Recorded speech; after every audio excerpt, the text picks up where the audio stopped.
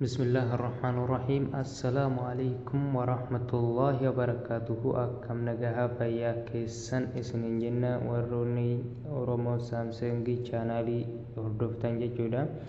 Egaa har'aan tanas gaaffii obboleessi keenya tokko nu gaafatee ture. Gaaffii tana isaaf deebisuuf jecha viidiyoo tana hojjenne namoonni hin beeknes yoo jiraatan akka irraa baratan jennee poostii goonee jechuudha. Gaaffiin jalqabaa haala kamiin hiriyoota feesbuukaa keenya lakkoofsan baay'inni isaanii meeqa akka ta'an karaa ittiin beekuu dandeenyu jechuudha. Kana gochuuf beekuuf jechuudha feesbuuka keenya ni bananna. Sanbooda asirratti sarara sadii tana ni tuqna. Sanbooda jalqaba irratti maqaa keessan isiniif baasa jechuudha. Maqaa keessan san ni tuqtanii.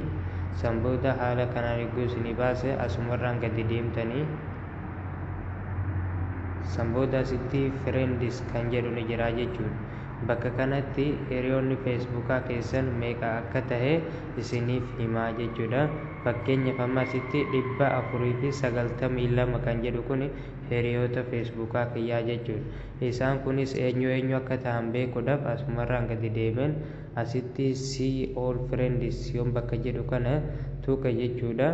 Hiriyoota feesbuukaa kiyya kana hunda isaanii naaf tarreessaa jechuudha. Egaa haala kanaanii jechuudha. Gaaffiin inni itti aanu hiriyoota feesbuukaa keenya jechuudha. Wanta isaan gadhiisan akkamitti jalqaba hordofuu dandeenya jechuudha. Niwusfeedii kana irratti yogguu tuqne jalqaba irratti karaa ittiin nuuf ba'uu danda'u jechuudha. Wanti isaan gadhiisan osoo nu jalaa hin darbin kan nama hundaa caalaa jalqaba irratti yogguu asirratti tuqne jalqaba irratti nu dhufanii jechuudha. Fakkeenyaaf nama ni filanna jechuudha. Nama jalqaba irratti hordofuu feenu san.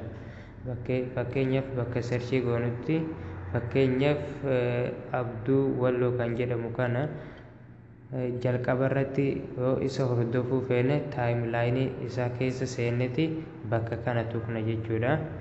Jalqaba difficultii kanarratti jira.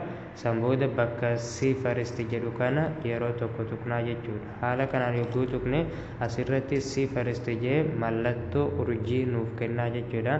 Amma wanta Abduu Walloo gadhiisu jalqaba irratti hordofuu dandeenya jechuudha. Ammallee kan biraa Mubaarak Muhammad kan jedhu obboleessa keenya kan amma wanta inni gadhiisu jalqaba irratti hordofuu feene asuma irratti tuqneetuma jalqaba difficultii nu eega jechuudha. Following kan jedhu kanatu jira. Isa tuqneetuma bakka see first kan jedhu kanarratti tuqnaa jechuudha. Eegaa akkanatti mallattoo urjii nuuf kenne wanta inni gadi dhiisu yeroo hunda hoggaa nuti feesbuuka seennu niwusfeedii irratti jalqaba irratti argachuu dandeenya jechuudha. Egaa haala kanaan akka isiniif galu abdiin qaba.